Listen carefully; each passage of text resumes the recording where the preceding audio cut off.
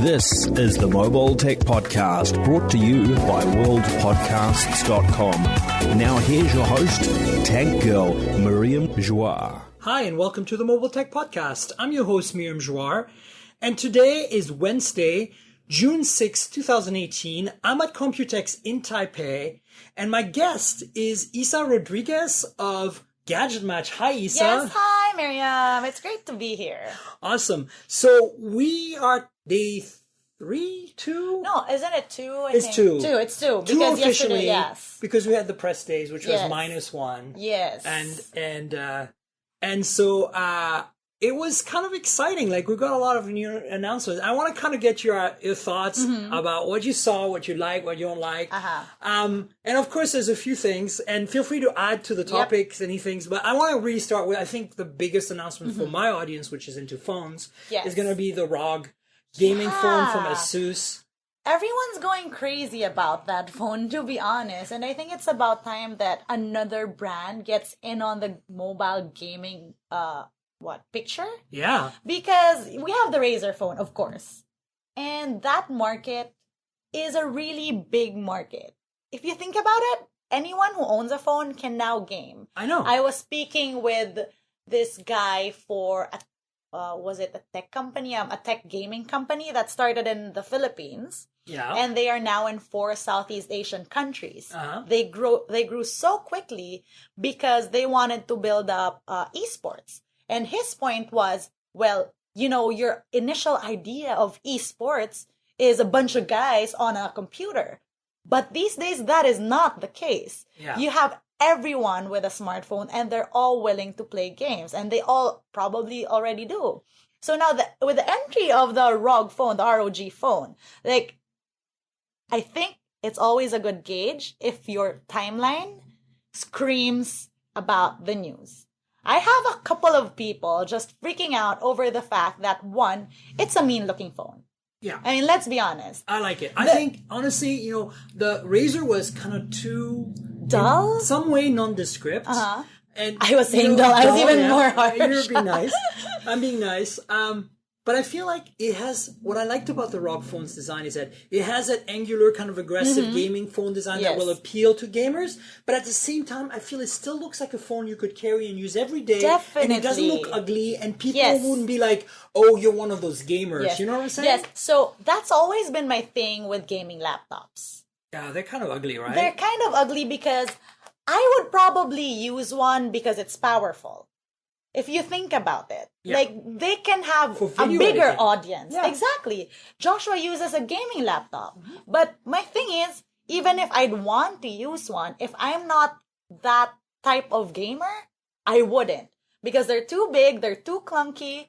And this phone, though, even if it has the attitude, it's just the right amount of attitude that it isn't too overwhelming. Exactly. And, oh my gosh, so the back has that light that you can actually change. Like, you can set it to one color or the other, and then you can have it breathe. Yeah. Or I think there's a faster setting where it just like sort of is like a little disco ball. And you can synchronize it with all your other ASUS ROG products, which is really cool. So we were talking about this, and basically the input was that the Razer phone, they made it very clear that it wasn't a phone for gamers, but it was a phone that was made for gamers in mind. Yes. But this phone is designed so you can game on it properly. Yeah, exactly. It has buttons on the top sides so that the controls are easier. Shoulder buttons. They're ultrasonic, so they're not clickable, but it detects your fingers. It's on your left side. And that's the little details too, like the cords. There's an attachment to it that switches the input to the bottom when you turn it on its side. Yeah. Which is how we usually use phones to game, right? And that way you can game in peace without all the cords in the way. Yeah, it's totally awesome. And I think the fact that it has the USB connectors on both sides, even without the accessory, you can still benefit from charging it on either port. I think the fast charge is only on the one side, but I think the light, you touched on the light, and I think I was so surprised that when Razer didn't put a light on their phone. Yeah, because they do it on their laptops. I know, and that's one thing that everyone feels is a gaming thing. I know, it was weird.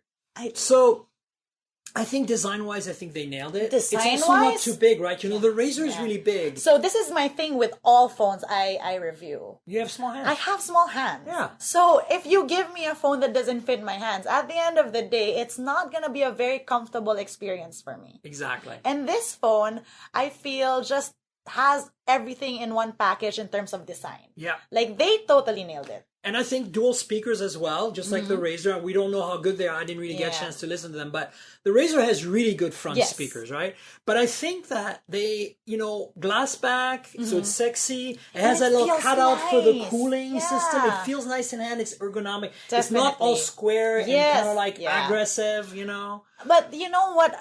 One thing I'm curious about are the cameras. Yeah, we don't know much about that. Because we don't know much about it. Yeah. And if there's one thing that people have hated on the Razer phone for, it's the camera. It's the cameras. I feel like if this phone has a good camera, if like it has a good camera system, like it would be a very great package. For sure. I think the big challenge for a lot of these phone manufacturers, right? If you look at Essential, you look at Razer, that's their first phone. Yeah. And usually they don't do the camera properly. That's true. But ASUS has been making phones for a really long time. And while their cameras have never been fantastic, they're not really they at least have some expertise. Exactly. And ROG is going to inherit that expertise. So now we have, you know, all of ASUS's know-how going into phone, not just a ROG making their first phone. Actually, I was talking to someone about this. We were like, this is a great idea. The only comment we have now is, why did this only come now? Because this seems like a logical thing to do from ASUS and ROG, right? I think a lot of it has to do with the processing power, right?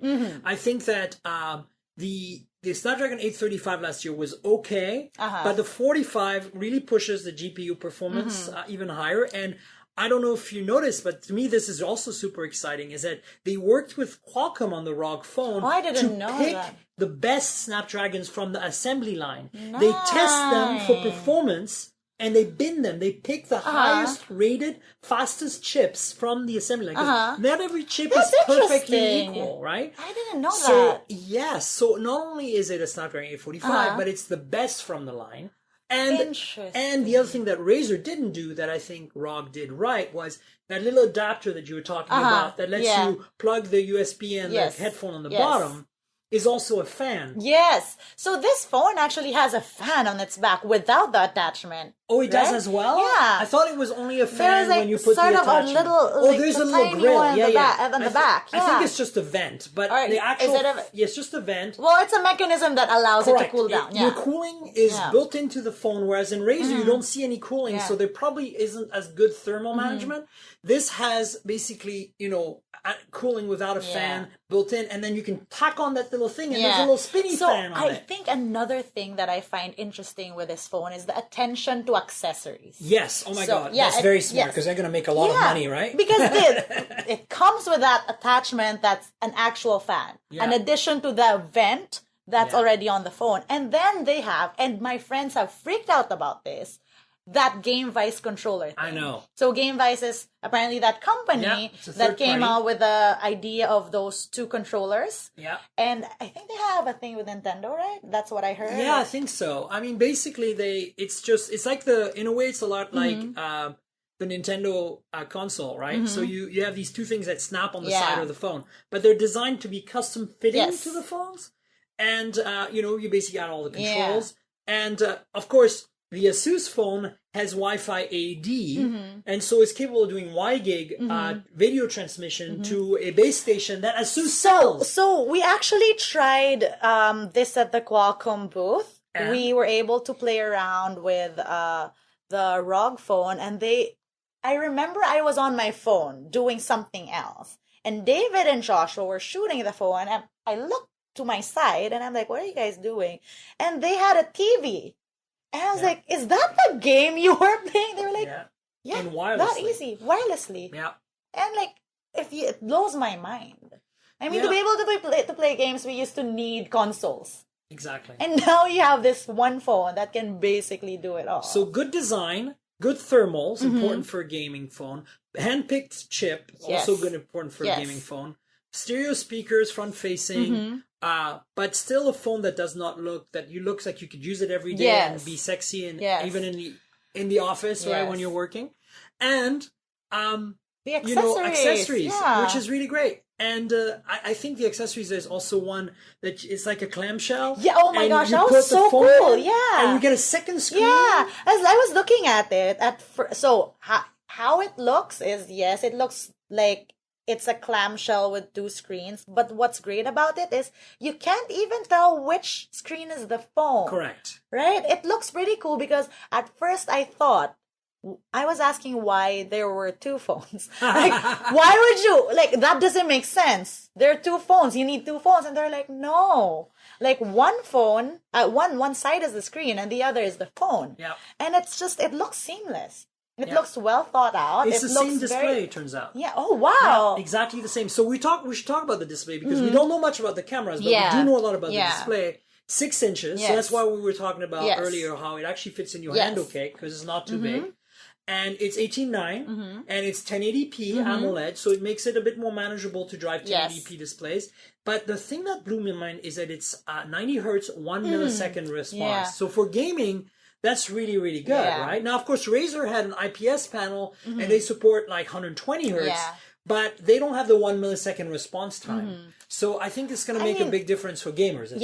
At the end of the day, I think the bottom line is gamers are gonna enjoy this phone a lot. I think Not just because it looks good, but because of the overall experience. Yeah, and they'll have choices. They can decide to, add the game vice, as you said, add the clamshell thing. And what is it clamshell thing called? I can't remember, but the clamshell thing. I will put it in the notes. Okay. I have it all in my video if you guys go on my YouTube channel and have a look.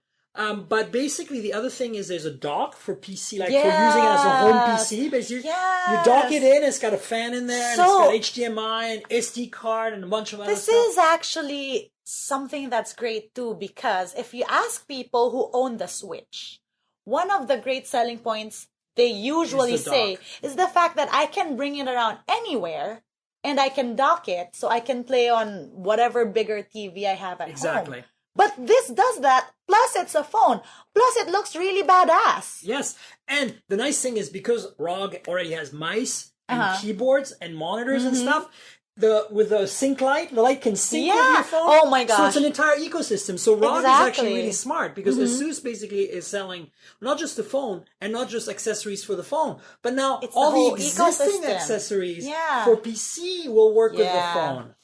It's just, it's funny and amusing to see how the gaps are closing between the different types of tech. Exactly. It used to be mobile phones, and then like the whole gaming section is different, the whole home entertainment section is different. But as we go through each year, we're seeing that those gaps between all these different technologies are closing in on each other. Yeah. And it's very interesting how these different companies find a way to do that with each piece of tech. Yeah. Yeah. Honestly, I think this is the big announcement of the show. I think primarily because of course, I'm into phones, right? Yes. But I think that I had very low expectations. Based on the other, there's a Razer and there's another one, right? I think there's a Black Shark. The Black Shark, and then there's the Nubia gaming phone. There's even another one, right? So based on those, which I don't think we get in the US, we only get the Razer. Yeah. My expectations were low. I came into this, I'm like, what is ASUS gonna do? What is ROG gonna do? And honestly, they blew me away. Like, I think this is fantastic. Definitely. So, we'll see.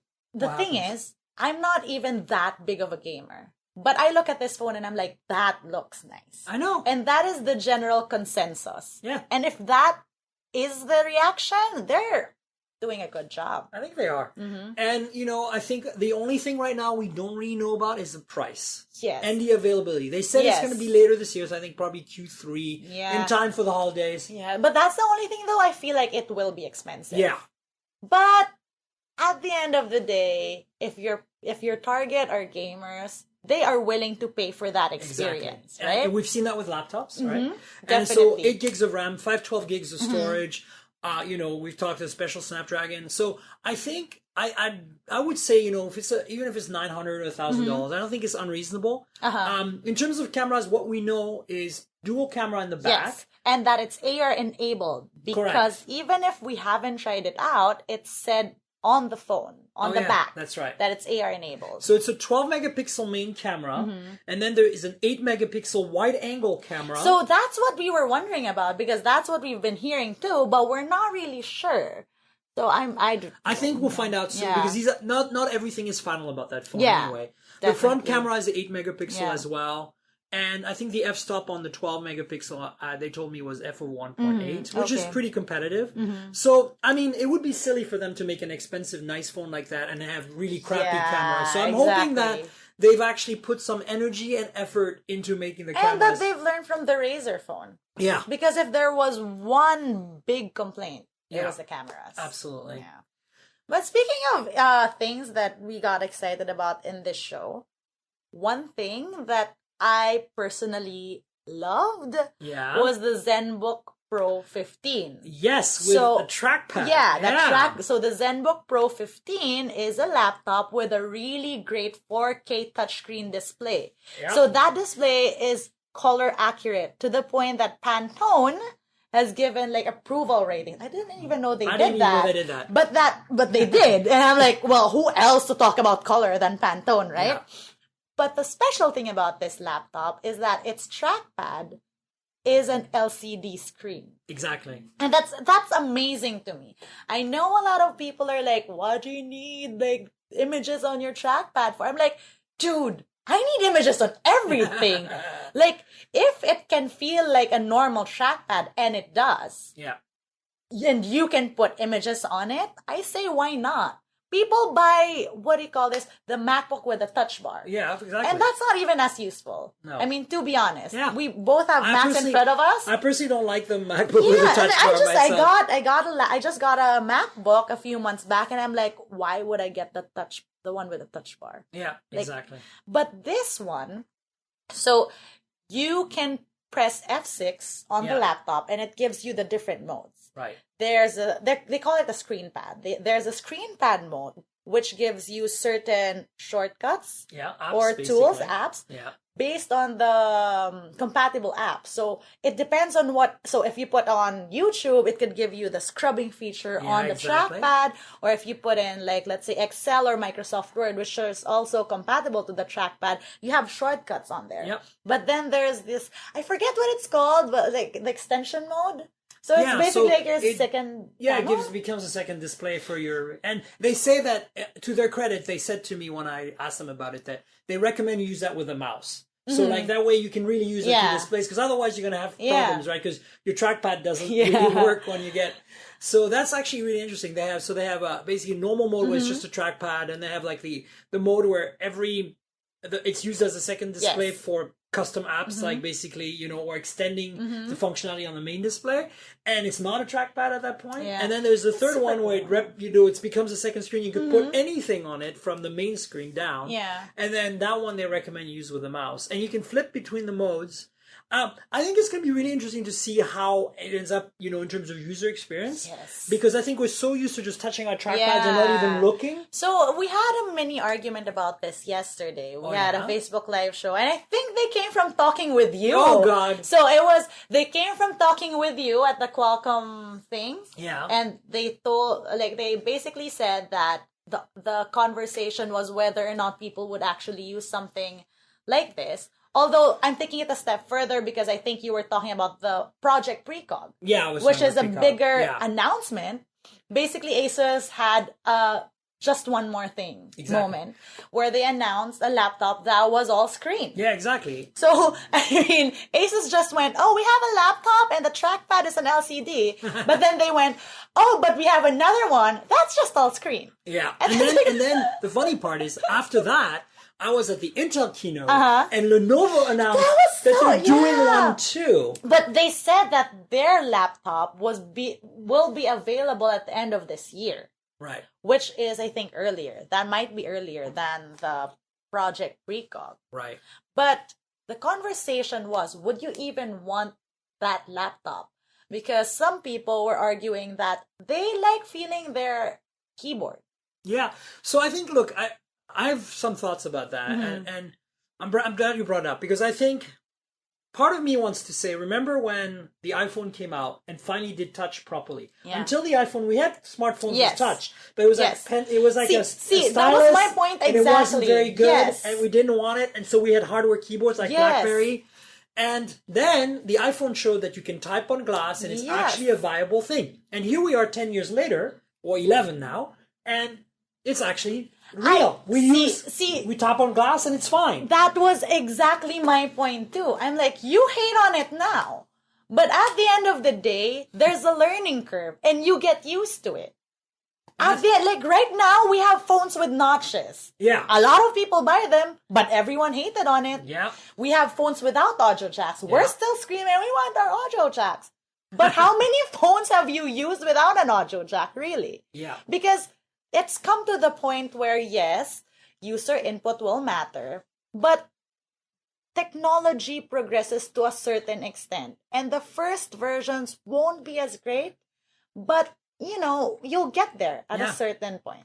I think for me, look, if you're a writer, like a lot of us are in tech journalism, you are used to a keyboard and a trackpad. Yes. And you want that tactile feedback. Definitely. But I want to point out to the people who are listening that we're recording this on a MacBook 12-inch. You have a MacBook it's a 15-inch. Pro in your hands right now.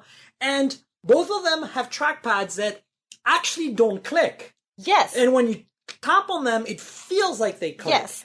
So if you kind of expand that idea, definitely, why wouldn't you? So I've had this argument with Joshua, who's been saying that I should maybe try using a mouse for when I edit, because he sees me fumbling around. And Joshua's so good with his editing workflow that he has his shortcuts and his mouse movements, and he gets it done so fast. Yeah, right.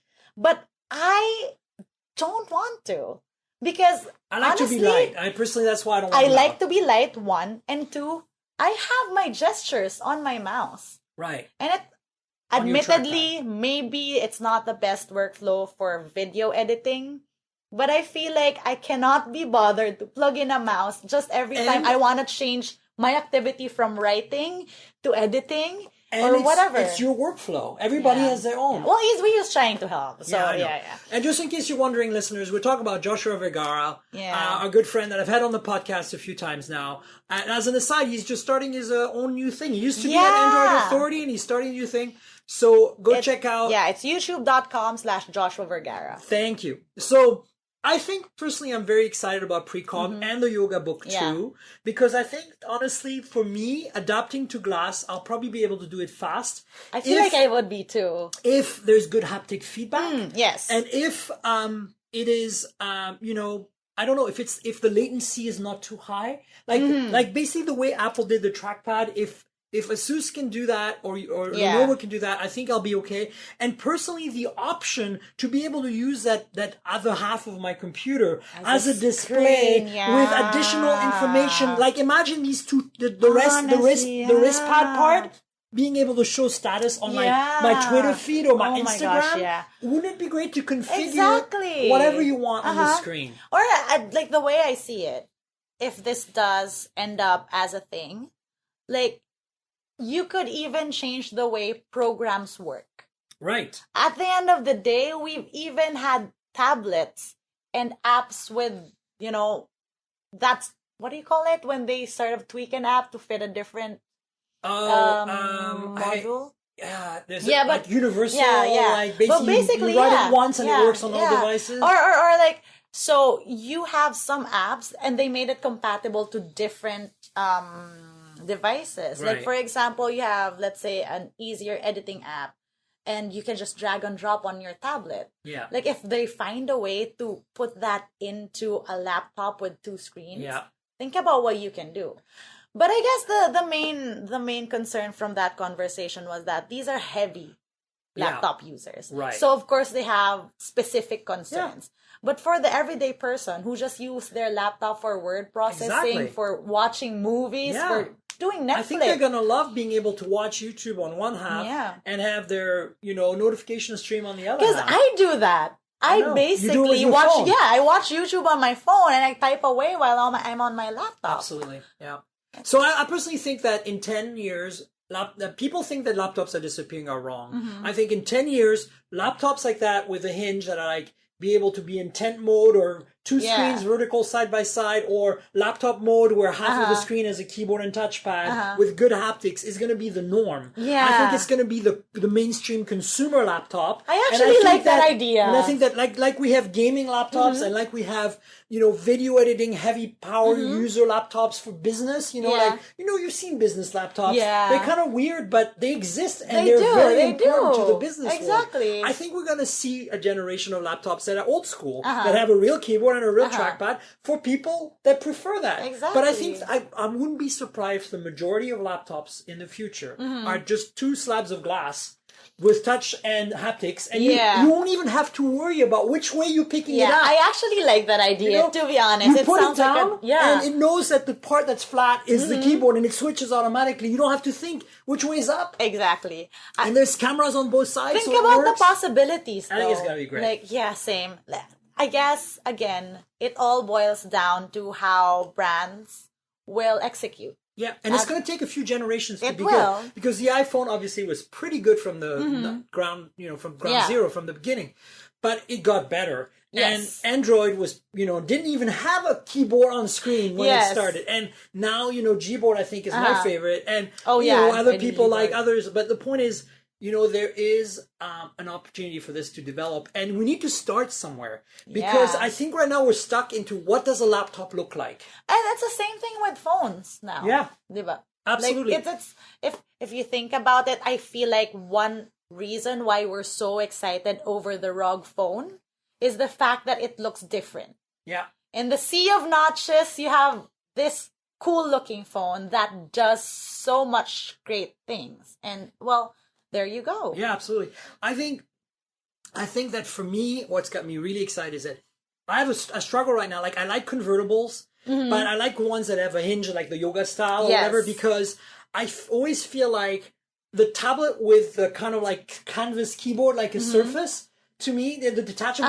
keyboard, it doesn't sit on your lap properly. We all work on airplanes, we travel a lot. That's true. For me, I need something that's sturdy and steady. And so I don't like tablets alone that have a detachable keyboard. So to me, having two surfaces that are attached all the time, that I can flip in any way I want. I can turn it into a tablet if I want to. Exactly. And I can use it as a keyboard if I want to. It's the most flexible option.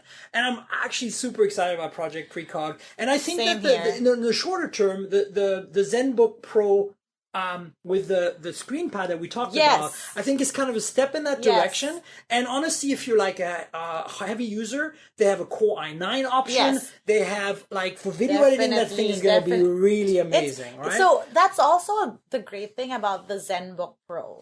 Usually, when brands come up with all these big new things, they're not asking, like, it's either it's their capable tech option, or there's another one that's the idea for show thing, right? Yeah, absolutely. And the ZenBook Pro is something that's so novel, and yet it gives you the power that you need. Absolutely. And I get that the Project Precog seems like something that's still too futuristic, but if we're liking the idea of an LCD trackpad, I know, right? And it's basically making it bigger. Yeah, right? Exactly. Absolutely. And I think the challenge for the ZenBook Pro with the ScreenPad is going to be the ability to switch between the trackpad mode and the app mode and the extend mode. I hope that they find a way to do it intuitively, where you don't have to use F6 to switch, that it kind of figures it out. If you don't touch it for a while, it turns into the app. Yeah. And then when you touch it and you swipe, immediately it knows you're trying to trackpad and it switches to trackpad. But if you just touch, then it's actually just interacting with the apps. Yeah. To me, the only way that's going to be a good user experience is that if you can just kind of like, it kind of somehow auto detects a little bit the behavior. Yes. And it'll be really interesting to see how ASUS does that. And I think it's going to take, again, a couple of generations to be good. Definitely. But I wouldn't be surprised if in the future, a lot of the ASUS laptops have the ScreenPad. I'm actually excited for that future, though. Yeah. This is, to be honest, yes, the ROG phone is pretty cool, but I really gravitated towards the trackpad more. Because I'm a very visual person. Me too. To be honest, that ROG phone, I really, really liked it because of the glowing back. I mean, I'm like... No, but it's cool. Yeah, it is. And I'm like, okay, it's a cool gaming phone. I see that. It looks really, really neat. But it has a glowing back. What? You can change it? That's cool. That was basically my reaction. It's customizable. Yeah. And it makes you gives you an opportunity to change the way your phone looks. Yeah. And customize it. Like if today you're wearing red shoes, you can have a red back. Definitely. Yeah. But another cool thing that ASUS unveiled, and I think this is something that not a lot of people have noticed because of all the hype. Like, I swear ASUS is the big winner in this year's Computex. But you know, that's usually the case every year. I mean, ASUS is based in Taiwan. They're the biggest Taiwanese manufacturer. They kind of win every time. I mean, I get that, but if they do win every year, they win like 200% this year. That's true. Like this with year, all the announcements that they really win. Yeah. Everyone's talking about ASUS. It's been how many days? Like 2 days? Yesterday. That's still what was it yesterday? Oh, yeah. Oh my gosh, we've been 2 days for ROG, 1 day for ASUS. There. Okay, so I feel like it's been a week. We've been running around so much that I feel like it's been crazy. Week here. But yeah, what was I saying? You're talking about what the ASUS announced and how they own the show. Yeah. So they also announced the ASUS VivoWatch BT. Yes. So BP. Blood pressure. Yeah. This is pretty cool because have you ever seen those portable blood pressure things? Terrible. They're terrible. They're big. They're clunky. And they're not real time.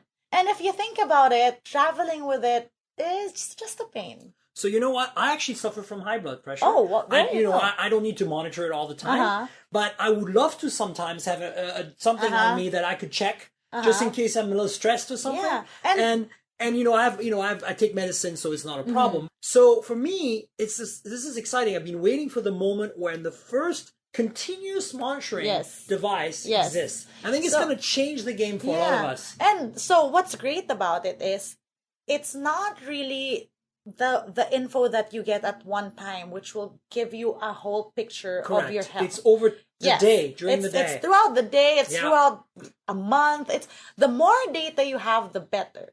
Yeah. So that's what this watch does. Aside from being able to check your blood pressure, it's pretty accurate. Yeah, which is unique. Nobody's done that, right? Yeah, nobody's done that. Anybody who's listening here is going, what's the big deal? It's actually a huge deal because nobody's been able to do continuous blood pressure monitoring. Pulse we have, steps we have, but continuous blood pressure is a new thing. So this watch does the blood pressure. It also gathers your information, your health information, the usual stuff. The usual stuff. It's not a smartwatch, but battery time is at 28 days. 28 days. That's crazy. I know. My Fitbit Versa is 4 days. 4 days? And people praise it for that. Yeah. They're like, oh my gosh, that's mind-blowing. Yeah. Your Versa is alive for 4 days. I know. Because most watches are like, although, yes, I get it, it's a smartwatch. Yeah. But at the end of the day, though, like, that's what I really make it do. Track my health stuff. Exactly. I turn off the connection to my phone because, like,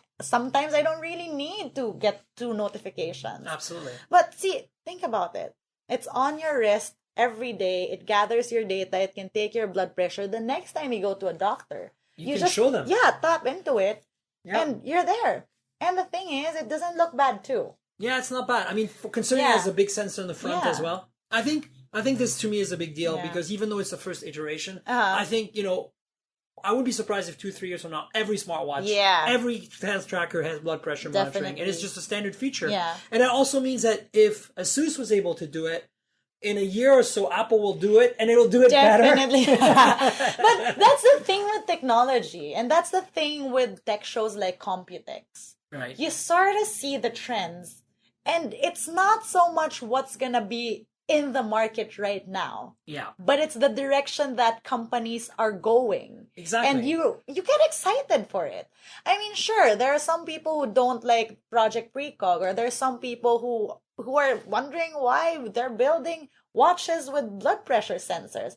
But at the end of the day, in 5 years' time, or how many years it takes to sort of improve this technology to the point where everyone's willing to buy into it. Exactly. We're going to think back to this moment where we go like, remember Project Precog? Yeah.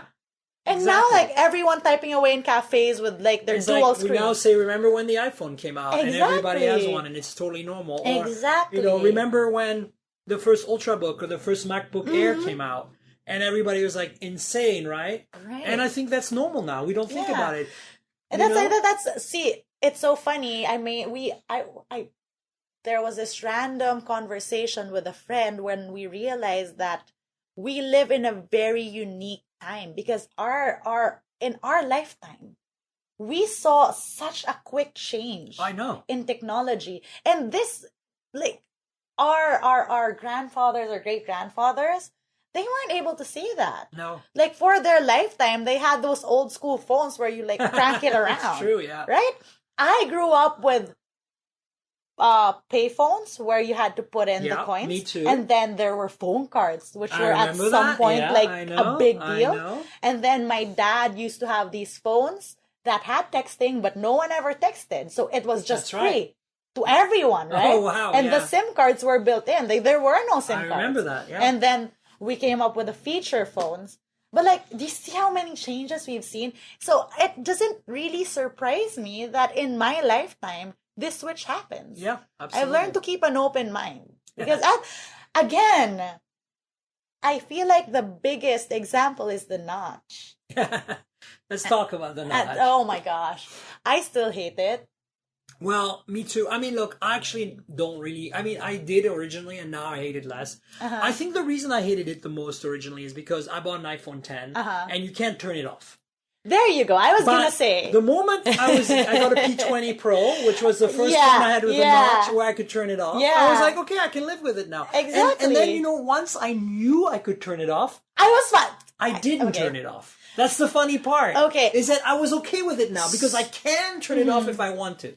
I think people just want choices. Yeah, exactly. But I think I'm the same way. Although you saw my phone, I've been using the Honor 10 and I turned the notch off. Yeah, but it's a nice phone and it looks good no matter what, whether you know the notch on or off. And now I have a G7, I have a OnePlus 6, I have a P20 Pro, all three with notches. I have a, and so I'm like, I'm not that upset anymore because I know I can turn it off, and I've tried it turned off, and you use it turned off, and choice is just wonderful because even with it off, you can still have the notification, the time, not take up real estate, and it makes a huge difference. I think that was a difference. Like, if you realize that the notch is there, but on the sides of the notch, you use that space for notification, then it becomes a little better because you're like, you're just saving this. Okay, I get it.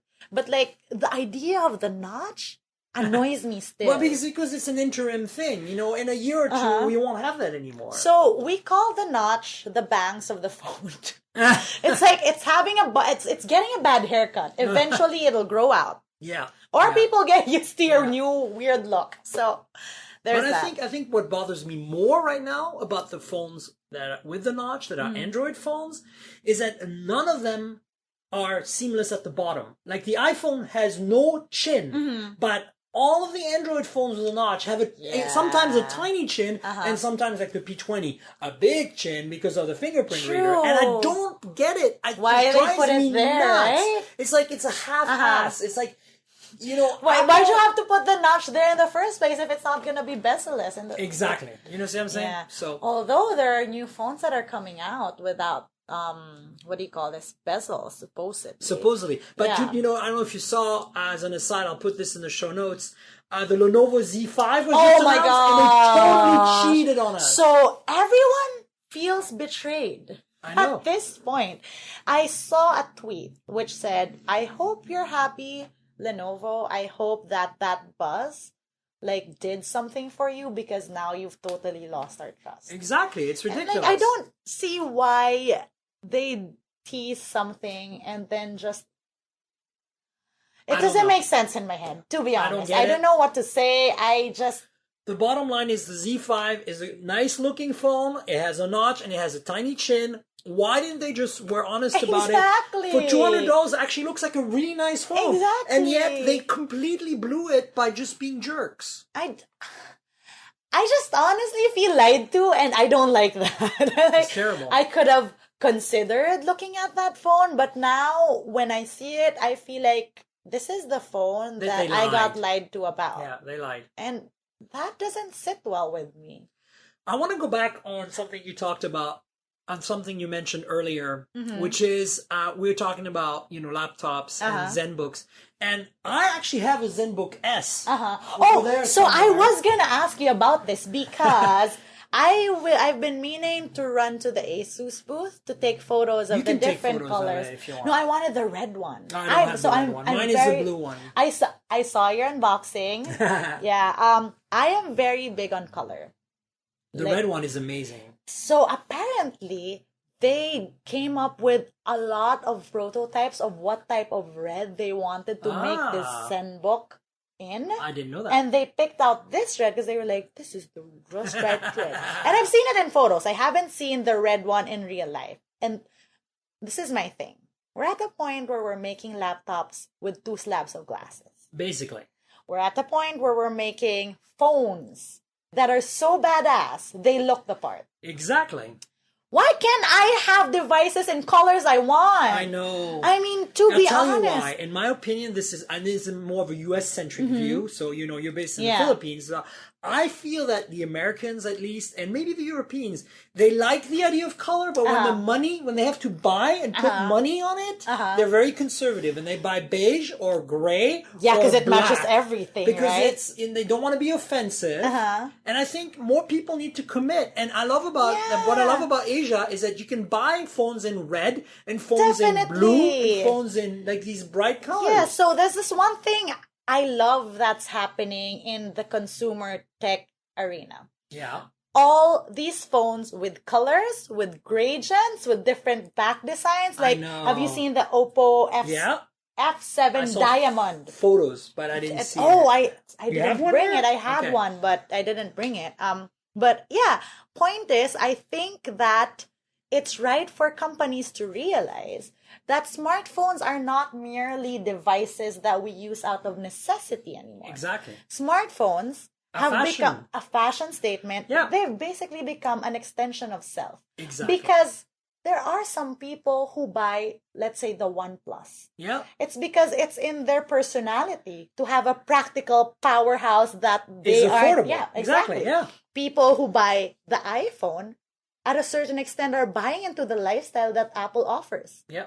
People who buy, at least in Asia, we have a lot of selfie phones. Yeah. But you have Oppo and you have Vivo, and people who are into selfies or social media buy into these phones because this is their identity. Yeah. And I feel like a lot of smartphone brands are very successful when they come up with campaigns that capture the persona of the market they want. Absolutely. And I feel like this is why the P20 also was very successful. Yeah. Because they're saying, yes, this is a powerful phone. But at the end of the day, it's not just a plain phone. We put thought into the people who use it. And this must bring us back to the ROG phone. Exactly. Because it has a personality. It's the same way.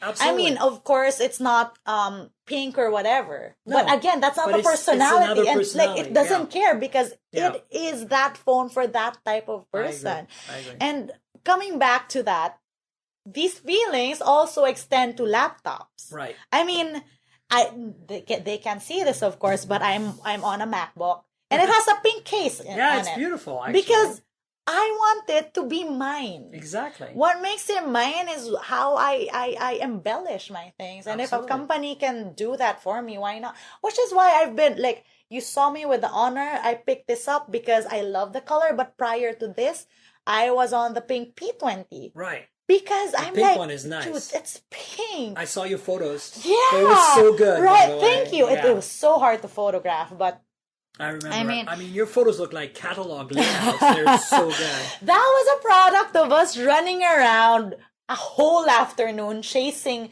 light under different materials. So just so we could capture the gradient. It's prettier in person, to be honest. I bet. Yeah.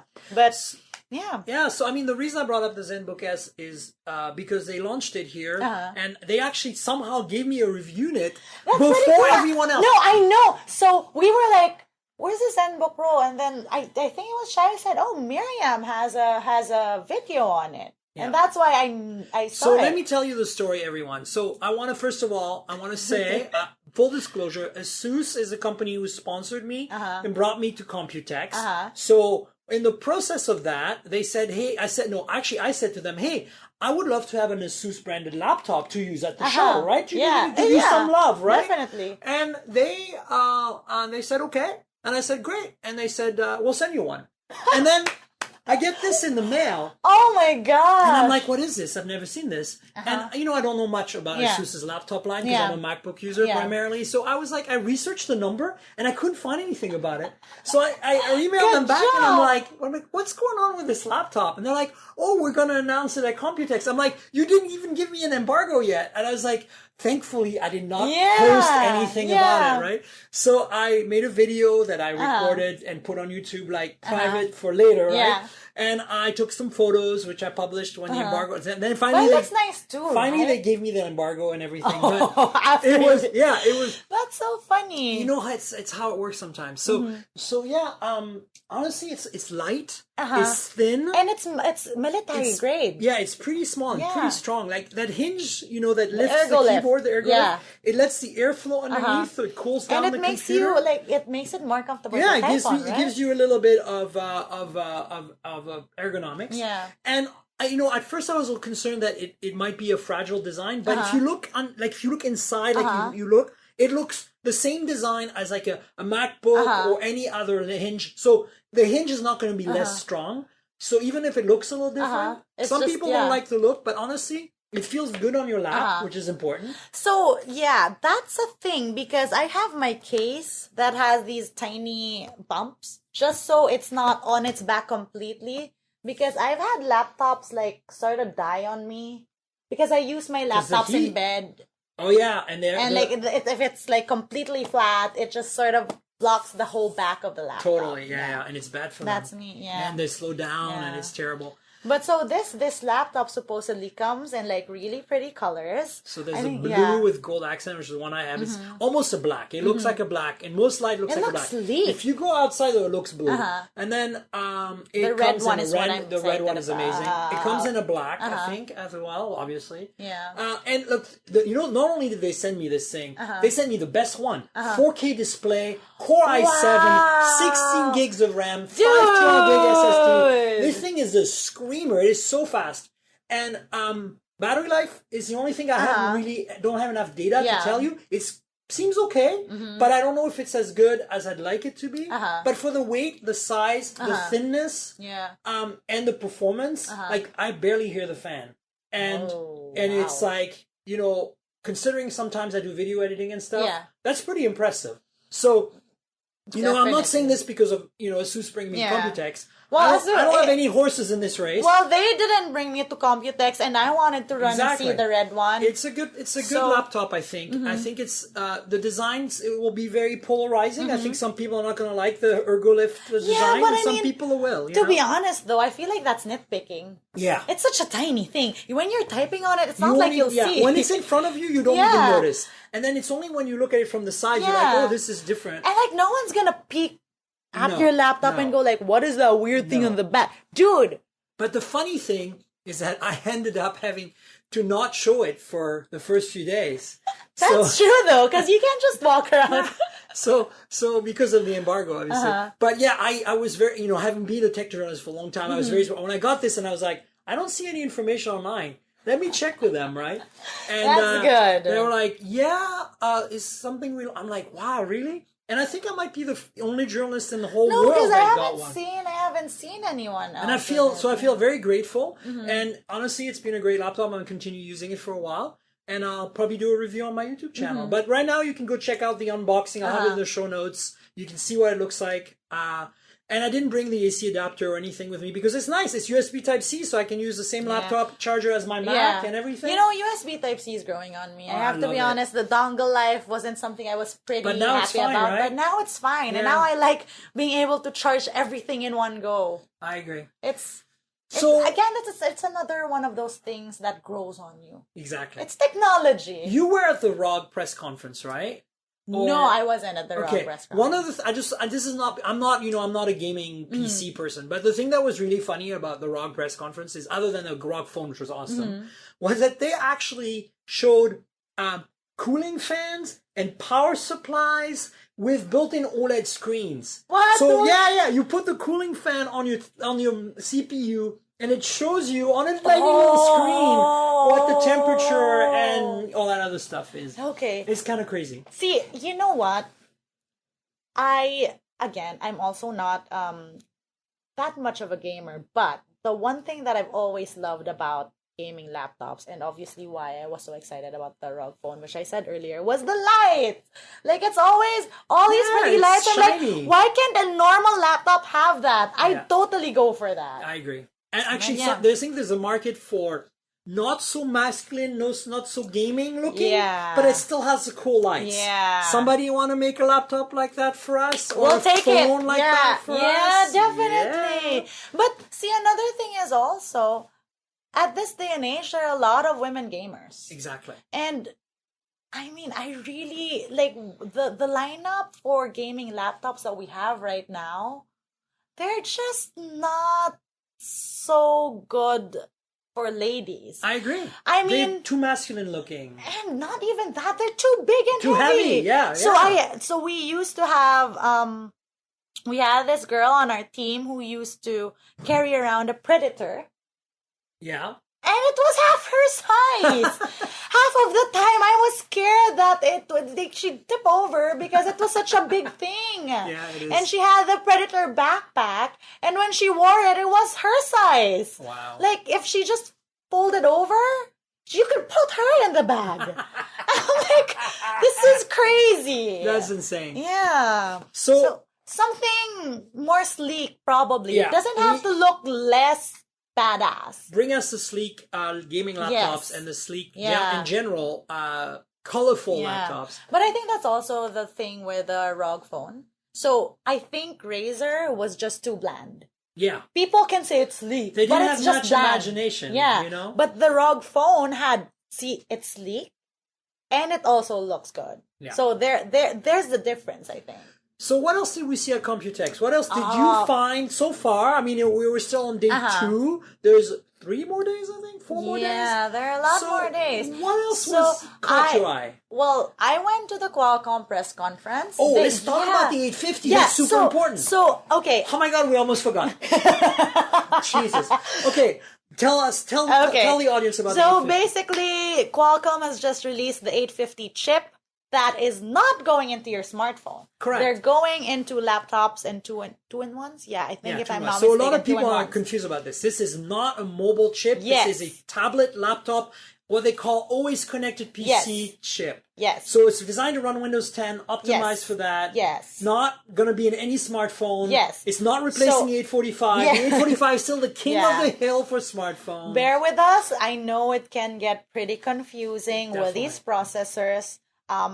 Just a quick plug. We made an explainer, a Snapdragon explainer on our website. Yes. Awesome. Because I've been in tech. This is probably my first full year. And I remember coming in and all the Snapdragons and all the numbers were very confusing to me. I'm like, you're telling me that a later Snapdragon 400 is the same as like an earlier 600, but then what are the tiers? I don't like. So I was just confused. But you get that at some point. And the quick explanation is that technology is at the point where chips that used to power the same type of chips that power smartphones can be put in laptops. Yep. And so Qualcomm was basically Qualcomm, who makes these chips, basically went, what are the problems that people have with laptops? Yep. Battery time, connectivity. So these are the things that they sought out to solve. Exactly. And with the new chip, they have improved battery time. They have there are a lot of a host of improvements. Yeah. But basically, it's you have these devices that are always connected and that won't turn off even after you use it for a while. Exactly. You know how great it was? How great was it? Tell me, Isa, how great I will. No, because there was a guy at the booth. Yeah. He was basically like, oh, this display laptop, it's actually mine. I used it at home, got on the plane, used it on the trip here. It still has battery. Yeah. You know where he flew from? San Francisco. San Francisco, yeah. So how long was that flight, and how great was hours, that? Because I remember the laptop I had before this.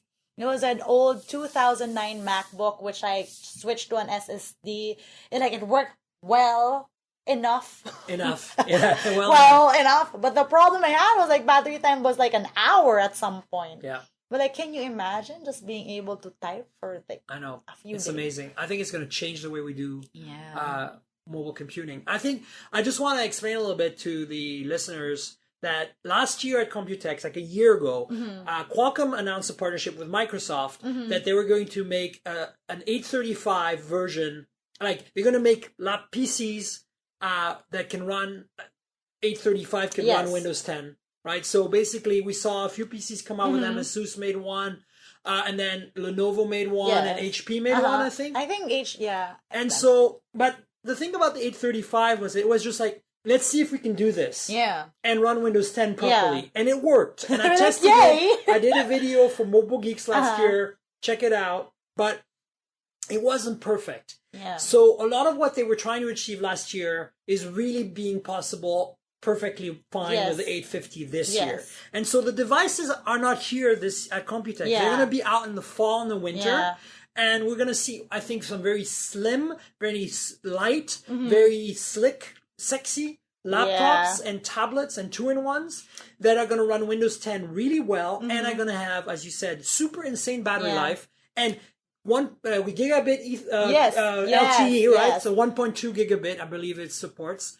And so the 850 is based on the 845, but it's optimized specifically for applications of tablets and notebooks in the sense and laptops in the sense that they can run it a little hotter because there's cooling in there, right? Which you don't have in the phone. And they can run, they've optimized some aspects that are more required, more necessary, like memory bandwidth and stuff like that. So it is definitely not meant for smartphones, but it's big news because once these things come out in the fall, I think we're going to see a complete radical change in in our workflow. Yes, like we will leave our chargers at home. Yes. And it will make and we will also not have to worry about Wi-Fi. We'll just be able to connect wherever we are. Which is the dream, really. It is the dream. Yeah, absolutely.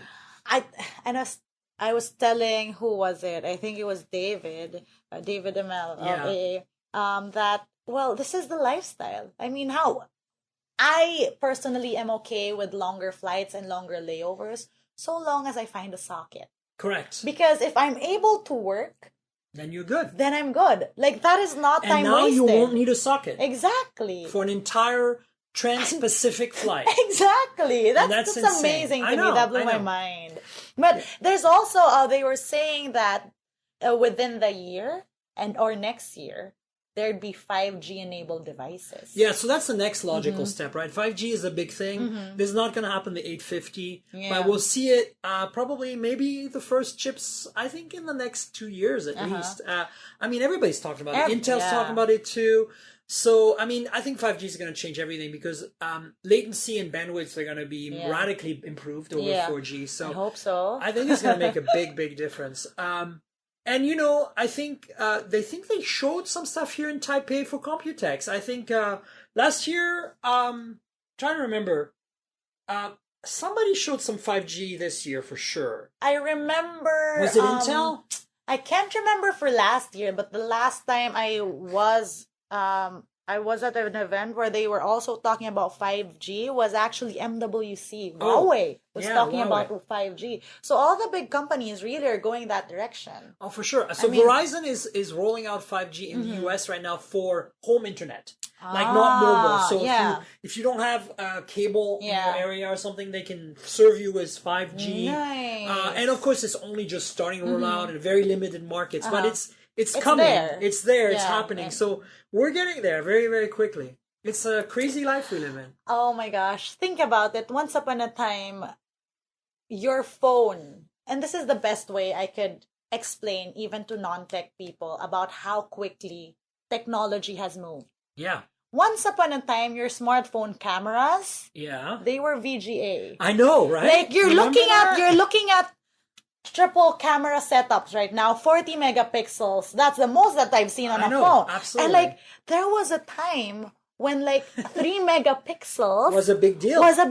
Yeah, I remember that. And we loved it. We were like selfie with our 8210s or something. Exactly. But see, that happened in our lifetime. So again, this is why I'm keeping an open mind as to what I'm gonna see next. I know. To be perfectly honest, technology is amazing, but even more so, like especially now that I'm in tech and things are explained to me, like it blows my mind. I know. Like, we're take it for granted. Everybody's using this technology every day, and it's just part of our lives, and we forget how important it is and how like magical it is in many ways. Exactly. And so I think it's awesome that people are, enthusiastic about it. People like you, Isa. Yeah, I know. I never thought I'd be gushing about a chip or a gaming phone, but I'm here doing exactly that. Exactly. But going towards that whole tone, Computex is also one of the biggest startup venues. It is, absolutely. And one of their highlights is Innovex, which I think opened today. Was it today or was it also yesterday? It's a subset of the Computex show here in Taipei, And, well, this is always my favorite. Just going around the Innovex store and check out the little things. I know. And you get these crazy little startups. I know. So this is the most fun thing that happened because last year was my first year at Computex and I was a little confused as to what I was doing. I was like, what is happening here? what is again, this was still me when I go like, what is a processor? What has happened?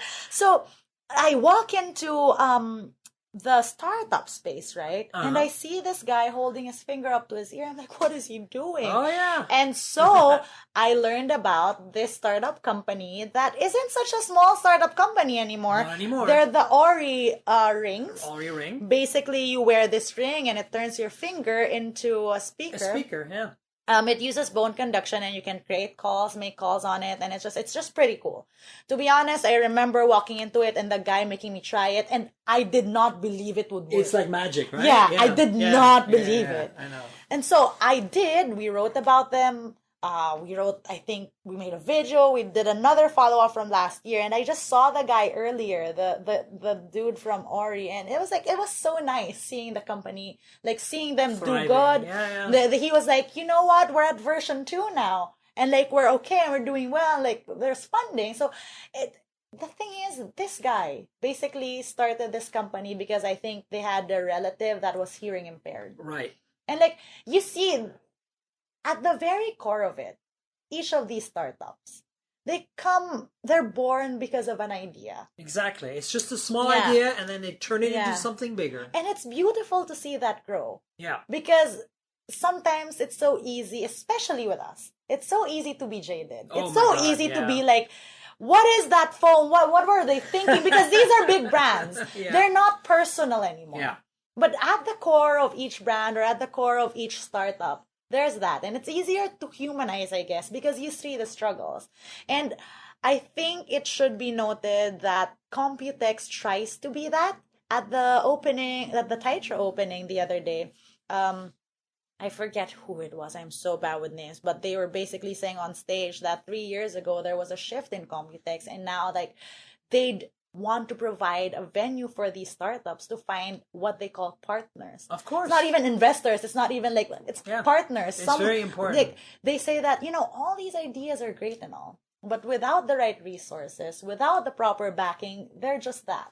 Yeah. And here you see those thrive. And honestly, it's just pretty cool. I was talking to a dude with a stuffed toy earlier. And I was like, okay, there was a dog stuffed. I was like, what is this? And he's like, well, this machine has a camera, has Wi-Fi connectivity. You can connect it to an app. It has speakers, and it gives out a treat to your dog. Oh, cool.